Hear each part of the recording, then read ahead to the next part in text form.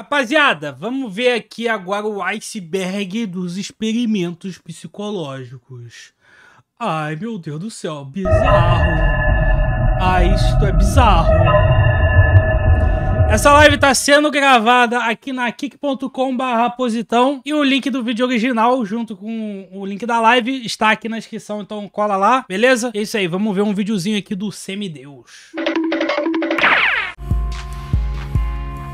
Aí toma essa intro asteric, mano. O Semideus.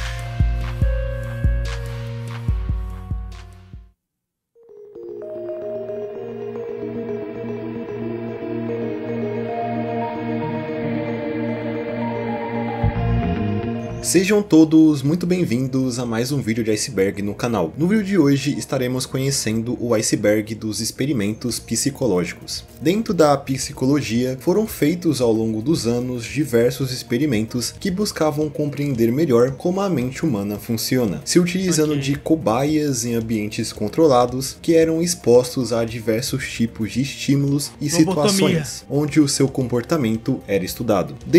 Ainda mais em época de bagulho de guerra, mano, os malucos experimentaram só coisa assustadora, velho. Esses vários experimentos feitos ao longo da história, muitos ficaram infames graças a como eles foram conduzidos, levantando problemas éticos em sua prática, e outros através do seu resultado, revelando muitas das vezes o pior que o ser humano guarda em si. Para esse vídeo eu estarei usando um iceberg que eu encontrei lá no Reddit, que eu estarei deixando ele aí embaixo na descrição. Se eu tivesse fazendo bingo, a parte do Reddit já tava marcada já. Do vídeo. E agora, sem mais explicações, vamos conhecer o perturbador iceberg dos experimentos psicológicos. Esse bagulho de furar o crânio, isso daí não é lobotomia?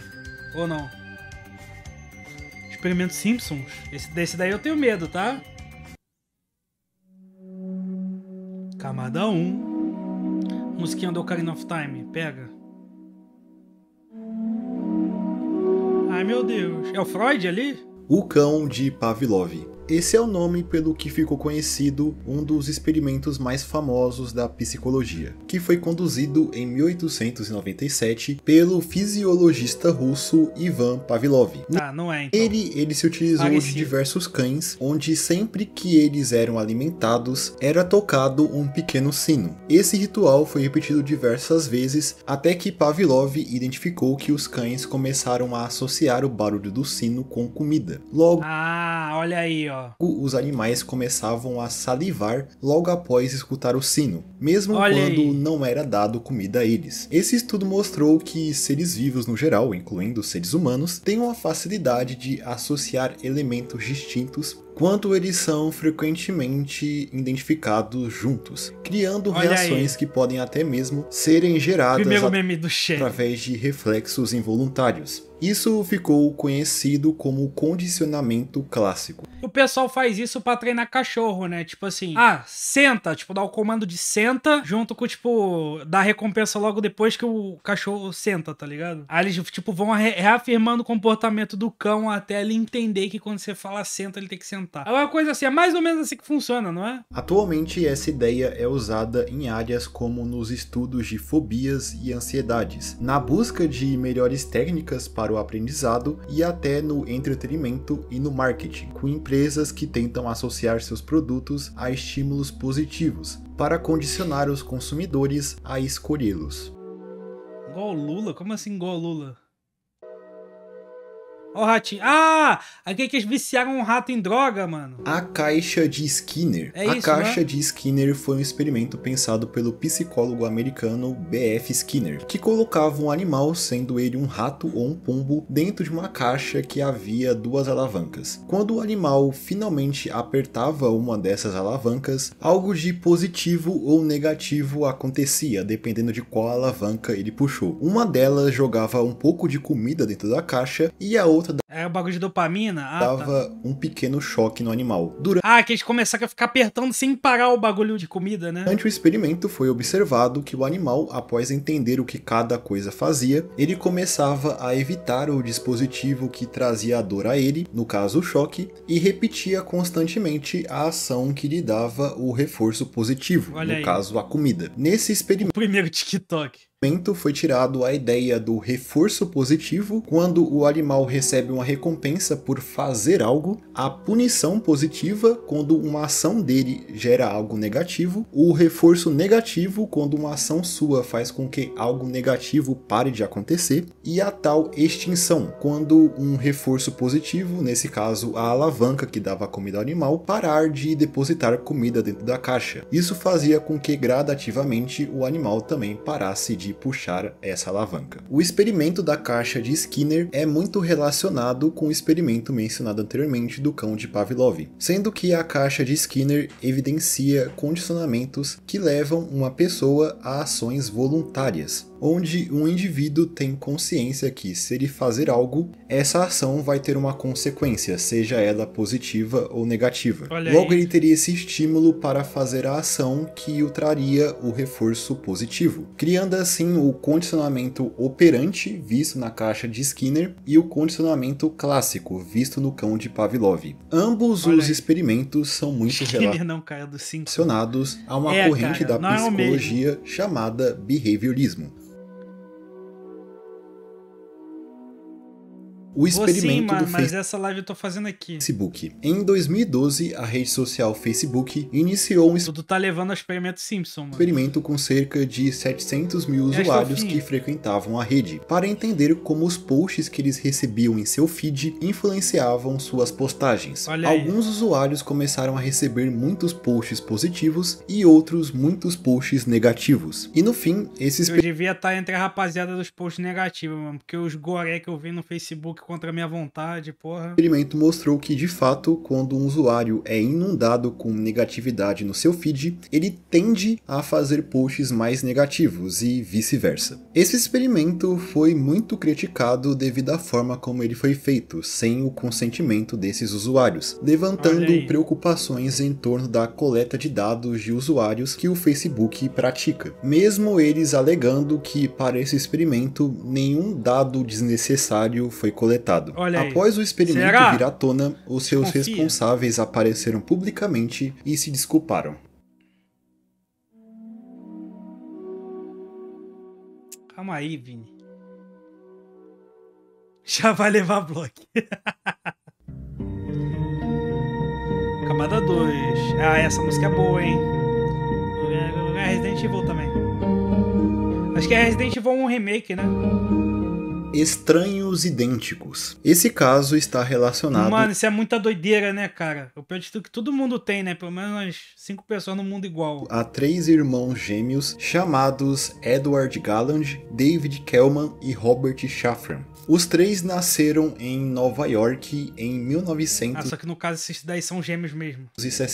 E foram oferecidos à adoção pouco tempo depois. Cada um dos 3 foi adotado por uma família diferente e cresceram sem saber que eles tinham irmãos. Na verdade, os 3 só se encontraram já na vida adulta, quando Robert, no seu primeiro dia de faculdade, começou a ser constantemente confundido com uma outra pessoa, com estudantes o chamando de Ed. Logo curioso, ele decidiu ir atrás desse tal Ed, descobrindo que ele era idêntico a ele, sendo realmente o seu irmão gêmeo. E quando esse reencontro ficou conhecido na região, até aparecendo nos jornais, surgiu um terceiro gêmeo, o David. O do meio, acho que é por causa do cabelo, né? Todos os 3 irmãos, mesmo não sabendo da existência um dos outros, viveram todos na mesma região, É que eu achei que o do meio não parece tanto, mas eu acho que é mais por causa do cabelo. Separados por minutos de distância. Quando esse fato bizarro foi descoberto, logo muitas dúvidas surgiram, já que tanto os irmãos... não, agora eles estão iguaizinhos, era o cabelo mesmo. Os seus pais adotivos não faziam ideia que eles eram trigêmeos. Logo, eles foram atrás do centro de adoção, onde os irmãos ficaram, para perguntar... Mano, esse bagulho de irmão gêmeo usar a mesma roupa é muito engraçado, né, velho?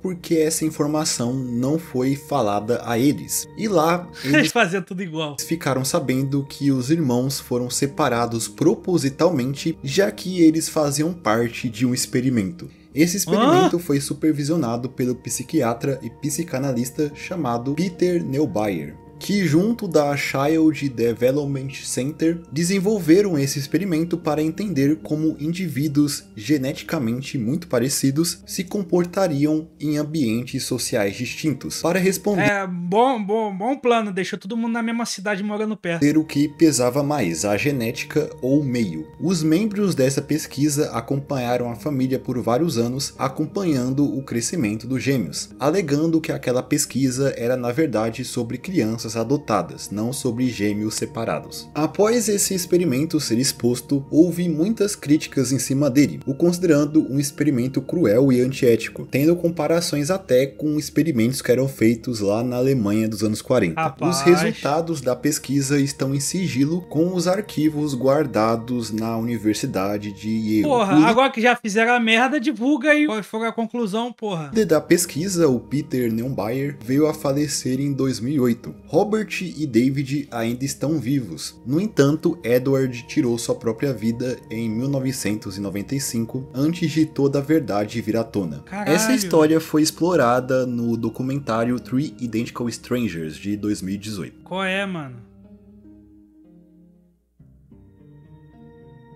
O experimento da prisão de Stanford. Ocorrido na Universidade de Stanford, na Califórnia, em 1971, o experimento da prisão de Stanford se tornou um dos mais conhecidos experimentos psicológicos da história. Ele foi planejado pelo professor de psicologia Philip Zimbardo, que decidiu testar se uma pessoa considerada boa poderia mudar o seu comportamento dependendo do seu entorno. Philip então separou 24 estudantes que se voluntariaram para o experimento, dando aleatoriamente a eles papéis de detentos e guardas em uma prisão falsa que foi construída no subsolo da universidade. Quando que começaram a maltratar os presos, né? o experimento se iniciou e os estudantes começaram a vivenciar um ambiente de prisão, não demorou muito para o experimento sair do controle, com estudantes designados como guardas começando a terem comportamentos abusivos e autoritários. Eles evitavam chamar os detentos pelo nome, os chamando através de números, além de os enviarem frequentemente para a solitária, os obrigando a dormir no chão e fazer flexões constantemente. Caralho, filho da puta, mano. Também os fazendo fazer suas necessidades em baldes. A situação estava tão caótica que o experimento teve que ser interrompido antes da hora. Dê poder ao homem, veja o que ele faz. Durando cerca de descubra que ele é. uma semana. No entanto, esse curto período de tempo foi o suficiente para que Zimbardo chegasse à conclusão que o ambiente exerce, de fato, uma forte influência sobre o comportamento humano. O estudo mostrou que colocar pessoas consideradas boas em situações ou lugares ruins pode levar a mudanças drásticas em seu comportamento. Os participantes que assumiram o papel de guardas, por exemplo, rapidamente adotaram comportamentos abusivos, enquanto os prisioneiros se tornaram submissos e resignados, aceitando os maus tratos. Existem, no entanto, questionamentos em torno do próprio Zimbardo, que nesse experimento tinha o papel de mais ou menos o diretor dessa prisão. E ele pode, segundo alguns, ter aconselhado os guardas a terem esse tipo de conduta. Inclusive, um dos participantes que assumiu o papel de guarda disse posteriormente que ele assumiu esse papel de um guarda autoritário porque ele lidava com esse experimento como se fosse uma peça de teatro. E ele achava que seria mais divertido interpretar esse papel de um guarda cruel. Olha aí, cara. Ia ser divertido ser cruel. O pequeno Albert. Nesse experimento conduzido pelo psicólogo John B. Watson em 1920, foi utilizado quem diria que esse penteadinho repartido ao meio ia virar moda no TikTok. Um bebê conhecido como Albert, que foi exposto pela primeira vez a diversos animais peludos, como ratos, coelhos, cachorros e macacos. Inicialmente, o pequeno Albert não demonstrava medo nenhum desses animais. No entanto, posteriormente, Watson começou a fazer um barulho bastante alto toda vez que Albert era exposto a esses animais, fazendo com que o bebê começasse a lentamente associar o desconforto e o susto que ele levava daquele barulho com os animais. Ai, que filha da puta, mano. Já que toda vez que ele era exposto a eles, aquele som era emitido. Após isso, o bebê Albert começou a ter uma aversão aos animais, mesmo quando o barulho não era emitido. Ou seja, segundo esse experimento, Albert desenvolveu uma fobia a animais peludos. Para John B. Watson, caralho, o anti-furry man, que também foi um dos precursores do behaviorismo, o experimento foi um grande sucesso, evidenciando que medos não são algo que é necessariamente herdado, mas algo que é desenvolvido por um indivíduo através da sua vivência. Inclusive, o experimento foi filmado e a sua gravação está disponível na internet. Mas apesar de Watson ter considerado adicionou um trauma na vida do cara, mano, o experimento um sucesso, existem diversas críticas sobre os seus métodos e resultados, com o teste tendo sido feito apenas uma vez, com hipóteses que levantam até que Albert já poderia ter uma predisposição para desenvolver essa fobia, além de indagarem como o experimento foi realmente conduzido. Atualmente, a identidade do pequeno Albert é desconhecida, e não se sabe... Esse experimento é super criticado hoje em dia. Eu sou estudante de psicologia e ele não é muito bem visto hoje. Eu imagino, pô. Bagulho feião, mano. E como o experimento afetou sua sacanagem com o bebê, mano. Vida dali em diante, e se ele está vivo hoje em dia. Sendo que, após o experimento, não houve tentativas para tentar fazer ele perder esse medo. Ele foi condicionado a ter.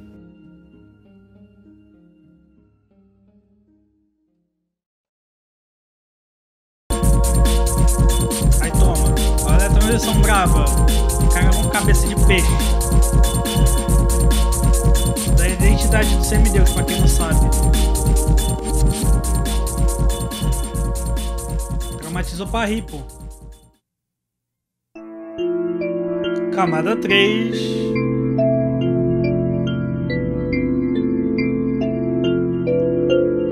Ok. Efeito espectador. Esse é o nome de um fenômeno psicológico que a gente acha que tá sendo observado o tempo inteiro, tipo, ficar com vergonha, essas coisas. Que aparece o cara do YouTube Shorts falando mais foco, menos ansiedade. Mal com, sei lá, da cambalhota no meio do shopping, tá todo mundo cagando pra ele. Descreve a ideia de quanto mais pessoas estão presentes em um ambiente, menor é a probabilidade de algum desses indivíduos intervir em alguma situação que está acontecendo naquele então não tem nada a ver com o que eu falei. Ambiente. Esse efeito é frequentemente associado à difusão de responsabilidade, em que as pessoas assumem que outra pessoa ajudará.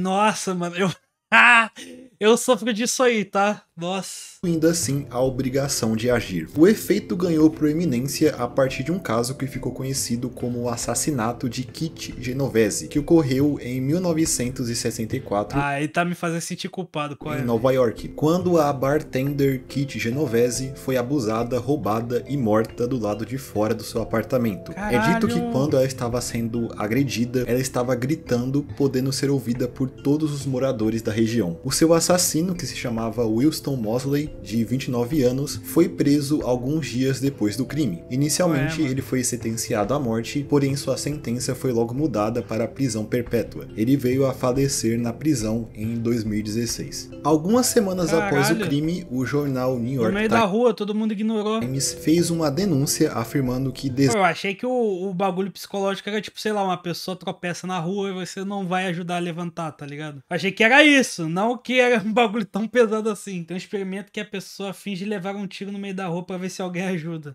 Experimento social mais fraco do Instagram, né? Ouviram os gritos de Kitty, porém ninguém tentou ajudá-la. Apesar disso, hoje, 37 pessoas viram e não ligaram pra polícia. Muitos consideram que algumas pessoas realmente chamaram a polícia, mas ainda assim sendo uma minoria. Inspirado nesse caso, em 1968, os psicólogos americanos John M. Darley e Bibi Latané desenvolveram um experimento para testar na prática o efeito espectador, onde eles colocavam uma pessoa em meio a um grupo, ou sozinha, junto de um ator onde era emulado uma emergência médica. Esse ator, que era cúmplice do experimento, em algum momento simulava estar passando mal. É isso daí, mano. Carai. Acabaram de falar disso aí no chat. Na maioria das vezes em que a pessoa acreditava estar sozinha com o ator, ela ajudava rapidamente. No entanto, quando ela estava no mesmo ambiente que muitas pessoas, o tempo de reação aumentava significativamente.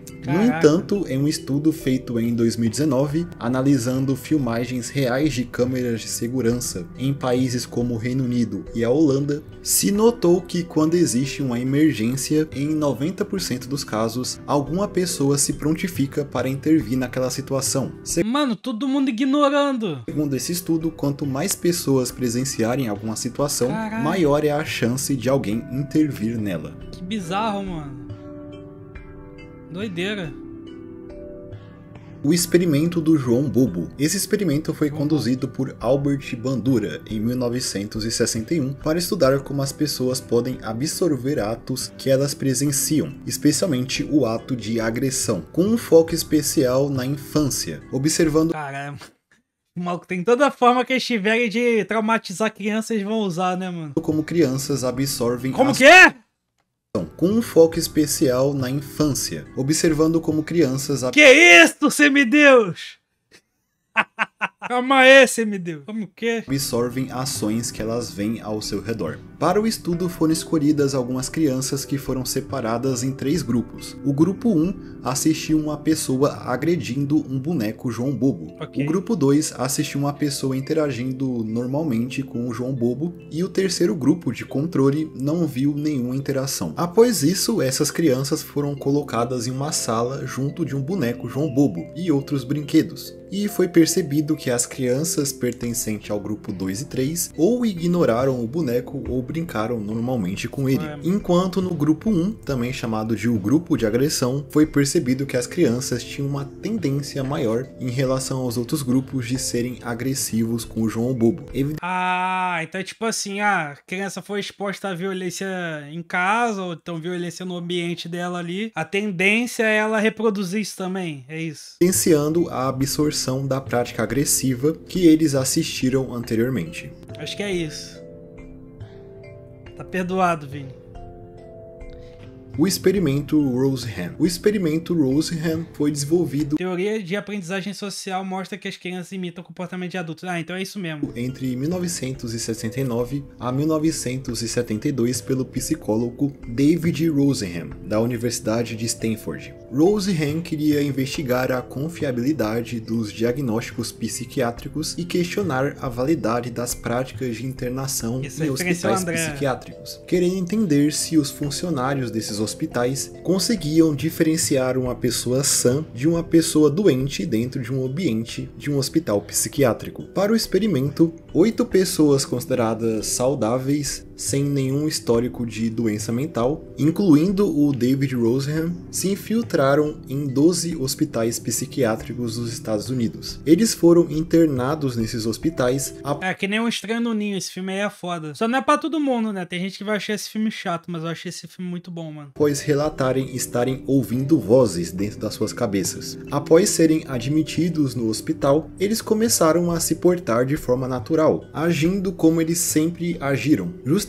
para ver se os funcionários destas instituições conseguiam notar que eles não tinham nenhum problema. Mas durante o experimento foi notado que esses funcionários os tratavam de forma diferente, diagnosticando muitos deles com esquizofrenia. Na verdade, esse comportamento, entre aspas, normal desses pseudos pacientes, muitas das vezes foram descritos como indícios da sua doença mental, com alguns funcionários acreditando que esses pacientes estavam agindo dessa forma para esconder os seus sintomas. Também é relatado que os funcionários tiveram pouco contato com eles, ativamente os evitando e os ignorando. Muitos dos que participaram desse experimento classificaram o tratamento que eles receberam como desumano. O tempo médio de internação desses pacientes foi de 19 dias, e todos os participantes foram liberados com o diagnóstico de esquizofrenia em remissão. Caralho, olha esses caras, mano. Então, tipo assim, pra eles, se tá lá, já era, né? É doente. Roseham publicou seu estudo em 1973 com o título Being Sane in Insane Places, ou Ser São em Lugares Insanos, evidenciando também nesse estudo que tipos de comportamentos podem ser rotulados de formas diferentes dependendo do lugar onde a pessoa tem esse comportamento. Seu estudo foi de grande impacto em sua época, sendo visto como um fator para o aceleramento nas reformas de instituições psiquiátricas. Esse experimento é muito relacionado a um filme chamado Um Estranho no Ninho, lançado em 1975.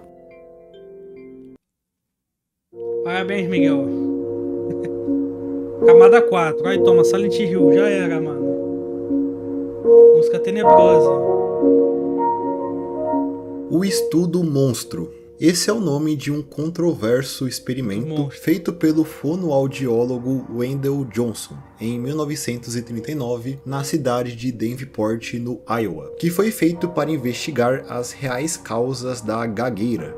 Moleque, no Iowa. Iowa é tipo região agrícola dos Estados Unidos, tá ligado? É um fim de mundo do caralho lá. E é a cidade onde surgiu... Ah, a cidade ou é um estado? Agora eu acho que é um estado, né? Dos Estados Unidos. Mas lá que surgiu o Slipknot, sabiam? Que o Wendell acreditava que o desenvolvimento de gagueira estava ligado à educação. Ele então reuniu cerca de 22 crianças órfãs do estado e as dividiram inicialmente em 2 grupos, as que tinham gagueira e as que não tinham. Dentro desses 2 grupos foram formados mais 2 grupos. No primeiro grupo, as crianças passavam por uma terapia de fala em que elas eram bem tratadas e elogiadas, enquanto o outro grupo tinha a experiência oposta, onde eles passavam por uma terapia de fala em que elas eram criticadas por pequenos erros. Caralho, coitado dessas crianças. E onde o profissional que a atendia falava que a sua fala era bastante defeituosa. Ao fim do experimento, que durou alguns meses, o grupo de crianças que não tinha gagueira e passaram por uma terapia negativa desenvolveram ansiedade e problemas de fala, que antes elas não tinham. E as que já apresentavam gagueira e passaram pela terapia negativa pioraram o seu quadro. As que passaram pela positiva não apresentaram piora. Esse estudo foi extremamente criticado na sua época pela sua natureza antiética. Não é à toa que ele recebeu o nome de estudo monstro. Foi levantado que o feedback negativo causou danos emocionais e psicológicos duradouros em algumas das crianças. E isso foi agravado ainda mais pelo fato dessas crianças serem órfãs. O estudo nunca foi publicado e permaneceu na obscuridade até o ano de 2001. Em 2007, um processo foi movido junto aos pacientes do experimento que ainda estavam vivos, que alegaram ainda vivenciar, mesmo depois de décadas, sequelas do experimento. A Justiça do Estado do Iowa determinou uma indenização a 5 deles, que receberam uma quantia de $900 mil por participar desse experimento. Não sei se nasce ou se fica gago. Hoje em dia é muito burocrático fazer um experimento psicológico por causa desses casos aí. Então, tem que tomar cuidado, né? Que você tá tratando como pessoas, né, velho? Experimento Milgram. O experimento Milgram foi um estudo feito durante o ano de 1961, conduzido pelo psicólogo americano Stanley Milgram. Milgram queria investigar o quanto uma pessoa poderia obedecer a uma autoridade, especialmente em situações em que as ordens dadas entravam em conflito com a consciência moral destas pessoas. Para isso, Milgram juntou alguns voluntários que... Outro que vai ser tenso aí. Iriam fazer um papel de um professor em um estudo sobre memória, aprendizagem e punição. Esses tais professores teriam que passar um teste de memória para um aluno responder às perguntas. O professor era guiado por um cúmplice do experimento, que é chamado de o experimentador, considerado no experimento uma figura de autoridade. O experimentador orientou os voluntários a cada vez que um aluno, que também era um ator e cúmplice do experimento, errasse uma pergunta, ele tinha que apertar um botão que daria um choque naquele aluno. E a cada erro que esse suposto aluno cometia, a voltagem desse choque aumentava, chegando a níveis fatais para um ser humano. Sendo que todos os voluntários tiveram essa opção de apertar o botão que daria o choque fatal. Quando o voluntário apertava o botão de choque, o ator que se passava pelo aluno simulava ele tomando o choque, chegando era mentira então, a chorar de dor e implorando para que aquilo parasse. A única pessoa que não sabia que aquilo era um experimento era justamente esse tal professor. E o estudo queria entender o quão longe uma pessoa podia fazer algo imoral simplesmente porque ela estava recebendo ordens. Milgram publicou sobre o seu estudo em 1963. Ninguém estava em risco real, ainda bem. Revelando que de todos os voluntários que participaram do teste, 65% deles daria um choque elétrico fatal no tal aluno apenas porque ele estava cumprindo ordens. Caralho! Esse experimento foi muito relacionado à ideia de pessoas durante períodos de guerra, como a Segunda Guerra Mundial, que cometeram atos hediondos, justificaram seus atos com o argumento de que eles estavam apenas cumprindo ordens, levantando levantando questões morais sobre, nesses casos, se realmente essas pessoas podem ser responsabilizadas por algo que elas foram ordenadas a fazer. Doideira. Shapeado fazendo atuação. Só as vozes na cabeça do Shapeado mandando ele fazer, mano. Por isso que ele não consegue resistir. Utopia dos ratos. Em 1962, o etólogo John B. Calhoun conduziu um experimento que ficou conhecido popularmente como a Utopia dos Ratos, também conhecido como Universo 25 ou Halo Comportamental. Calhoun queria entender os efeitos da superpopulação em uma colônia de ratos. Para o experimento foi criado um ambiente controlado onde esses ratos viveriam, descrito como um paraíso para os animais, com comida e água ilimitada, e ambientes propícios para a reprodução. Os ratos ficaram entediados. O tanque onde se localizava esse ambiente podia comportar mais de 3.000 ratos. De início, os ratos, após chegarem no lugar, começaram a criar ninhos e se reproduzir, com a população crescendo cada vez mais. Logo, a partir de um certo momento, já no estado considerado de superpopulação, já era possível ver sinais estranhos naquela população. Alguns ratos começaram a se tornar extremamente agressivos uns com os outros, sem motivo aparente.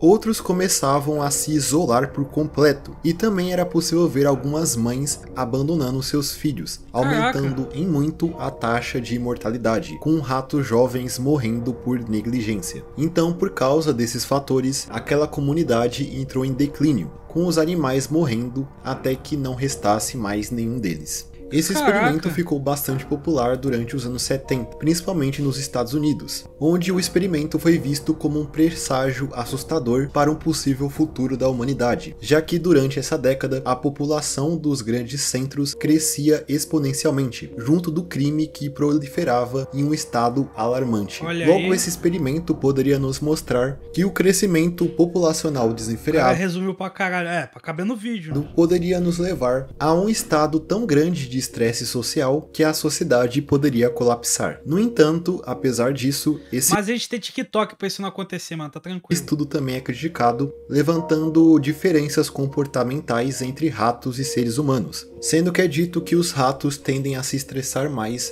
do que humanos em um estado de aglomeração. Então, o ser humano é muito mais complexo, né, do que um rato, pô. Tipo, falei o óbvio agora. Os ratos fizeram até um sistema foda de hierarquia, sério? Tem que fazer com humanos. A gente bota todo mundo numa caixinha e vê os caras lá fazendo a loucura total. Camada 5, caralho, vai vir coisa mais pesada. Nossa, olha a imagem tenebrosa. MK Ultra. MK Ultra é um dos mais conhecidos Mortal Kombat novo? dos experimentos secretos conduzidos pela CIA durante a Guerra Fria, entre os anos de 1950 até mais ou menos 1970, com o principal objetivo de encontrar estratégias de interrogação e controle da mente, tudo a fim de extrair informações sigilosas de espiões e outras figuras de interesse. A agência se utilizou de diversas organizações de fachada nos Estados Unidos, Canadá e Reino Unido para se aproximar de possíveis cobaias para conduzir experimentos sem o seu consentimento. Essas cobaias passavam por tratamentos de descarga elétrica, também sendo forçadas a consumirem drogas alucinógenas, como o LSD, além de práticas como a Stranger Things foi inspirado nesse? Porque eu já vi que falaram que, acho que na época da Guerra Fria também, os caras faziam um experimento com criança pra tentar desenvolver aquela parada de telecinese, essas paradas que foi daí que foi inspirado. Foi esse experimento aqui ou não? Privação do sono. Muitas dessas cobaias eram pacientes em hospitais psiquiátricos e presos em instalações federais. Uma prática comum dentro do MK Ultra era organizar festas onde pessoas eram drogadas com alucinógenos para serem estudadas pelos agentes. Existiu até mesmo uma operação dentro do MK Ultra chamada Midnight Climax, onde foi criado bordéis falsos em que os clientes civis eram atraídos para eles serem secretamente drogados. Por muito tempo, esses experimentos eram parte de teorias da conspiração, e isso perdurou até que foram disponibilizados ao público documentos secretos da CIA que comprovavam a existência do MKUltra, isso em 1975, através da Comissão Church, que liberou esses documentos. Tá vendo? Nem tudo é teoria da conspiração, ó.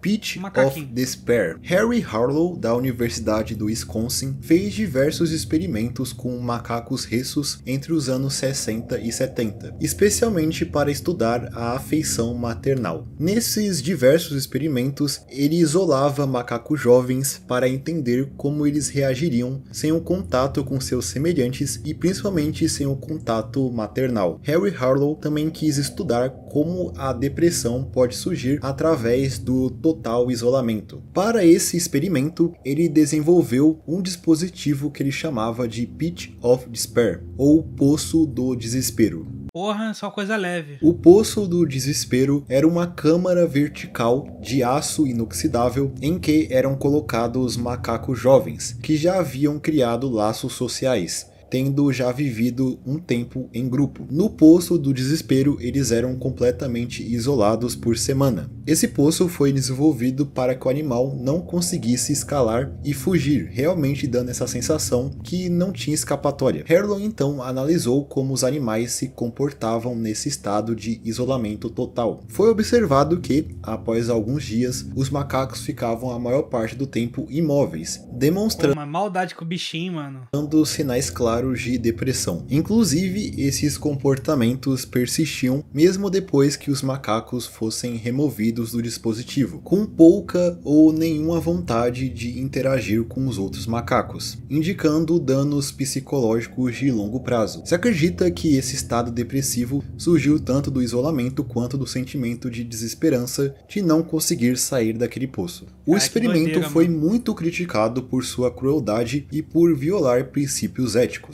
Durante o desenvolvimento do Pitch of Despair, o próprio Harlow estava passando por um momento depressivo, dado a morte da sua esposa, e ele justificava o uso do dispositivo como uma forma de capturar a essência da depressão humana.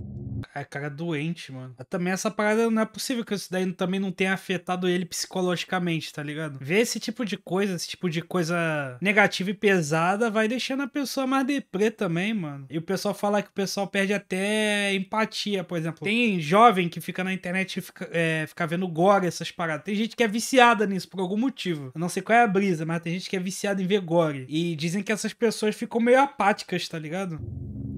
É doideira. Ginny. Ok, esse talvez seja um dos casos mais perturbadores que eu já trouxe aqui no canal. Ginny foi o nome dado a uma garota que nasceu no ano de 1957, em Arcadia, na Califórnia. Com 20 meses de idade, ela foi isolada à força pelo seu pai, chamado Clark Willey, em um quarto trancado, amarrando seus membros. Durante anos, Ginny ficou isolada do resto do mundo, com o seu pai a proibindo de ter contato com qualquer outra pessoa. Inclusive, ele a punia por coisas mínimas, como fazer pequenos barulhos. Isso dado ao fato do seu pai parecer ser mentalmente instável. Seu isolamento a impediu de ser exposta a qualquer quantidade significativa de fala, e como resultado, ela não aprendeu a falar durante a infância, além de ela estar sempre amarrada, fazer ela ter dificuldade de se locomover. Isso só acabou quando ela fez 13 anos de idade, em 1970, quando sua mãe e seu pai brigaram e ela a levou embora da casa do seu pai, indo para outra cidade. Sua mãe, que era cega, um certo dia, a levou junto para tentar solicitar benefícios por invalidez para cegos, na cidade de Temple City, na Califórnia. Mas por causa da sua deficiência visual, ela acidentalmente entrou no escritório de serviços sociais gerais, onde rapidamente Rapidamente, os funcionários ficaram intrigados com o comportamento e a aparência de Ginny, sendo que, apesar dela ter 13 anos, ela se comportava como uma criança de 6, com uma aparência bastante magra e com gestuais não convencionais. Após esses funcionários... Então ela não desenvolveu nada por causa das atitudes do pai? saberem da história da garota, logo a polícia foi chamada e os seus pais foram indiciados por deixar sua filha naquela situação de isolamento total por tantos anos. No entanto... porque, tipo assim, o que falam bastante é que é muito importante para as crianças irem para a escola, né? Tipo, o argumento que usavam bastante contra aquela história de homeschooling era que boa parte do desenvolvimento das crianças se dá a frequentar ambientes com outras crianças também, tá ligado? Que aí as crianças começam a desenvolver fala, começam a desenvolver traquejo social também, tá ligado? Então isolar você deixa a criança muito ferrada, mano. Seu pai, em específico, nunca foi julgado propriamente. Socializar, a socialização é importante pro ser humano, pô. O ser humano é um ser social, então você ficar recluso de tudo, de outras pessoas e tal, é prejudicial pra caramba. Não só psicologicamente, mas como nessa fase da vida, você não desenvolve, pô. Já que quando a história de Ginny se tornou pública, ele decidiu tirar sua própria vida, deixando para trás um bilhete que dizia apenas algo como "eles nunca irão entender". Quando foi resgatada, Ginny estava severamente subdesenvolvida física e mentalmente. Seu caso chamou a atenção de cientistas e linguistas que viram nela uma oportunidade única para estudar os efeitos do isolamento extremo no desenvolvimento humano, especialmente na aquisição da linguagem. Aí deixaram a garota toda reclusa ainda, é isso? Após o seu resgate, Ginny foi colocada sob os cuidados de uma equipe de pesquisadores e terapeutas, que tentaram ajudá-la a se recuperar e a aprender habilidades sociais básicas. Eles se concentraram em ensiná-la a falar e a se socializar, também a ajudando a desenvolver suas habilidades motoras. Inicialmente, houve progresso nesses desenvolvimentos. Ela aprendeu algumas palavras e também começou a se comunicar de forma bem rudimentar. No entanto, seu desenvolvimento linguístico nunca foi muito longe. Ela nunca teve a capacidade de formar frases muito complexas. Durante esse período, ela passou... O pior de tudo é que, parando pra pensar, talvez depois de alguma parte da vida, tem coisas que você não consegue desenvolver mais, né? Porque assim, quanto mais novo a gente é, mais fácil é pra gente aprender coisas novas. Tanto que dizem que depois dos 26, sei lá, tudo começa a ficar muito difícil de aprender. E cuidadores, até que ela retornou aos cuidados da mãe, que proibiu mais pesquisas e estudos em cima de seu caso. Sua mãe veio a falecer em 2003. Ginny hoje vive em uma instituição de cuidados e pouco se sabe sobre sua vida atual, já que ela foi afastada do público e da mídia para proteger a sua privacidade. Inclusive, Ginny é um pseudônimo dado a ela, já que não se sabe o seu nome real. Ela também ficou conhecida como a Garota Feral. Atualmente, o caso de Ginny chama a atenção pela crueldade que ela passou durante a infância e o que a sua infeliz situação contribuiu para o entendimento do desenvolvimento humano e o quão prejudicial pode ser o isolamento para o desenvolvimento inicial de uma pessoa. Caralho, isso é louco, mano.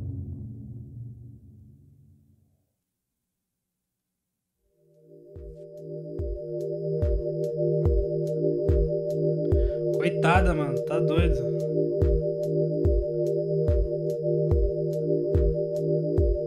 Então eu acho que é isso. Esse foi o iceberg dos experimentos psicológicos. Bom, rapaziada, é isso. O link do vídeo original tá na descrição. E segue nós na Kik. Valeu!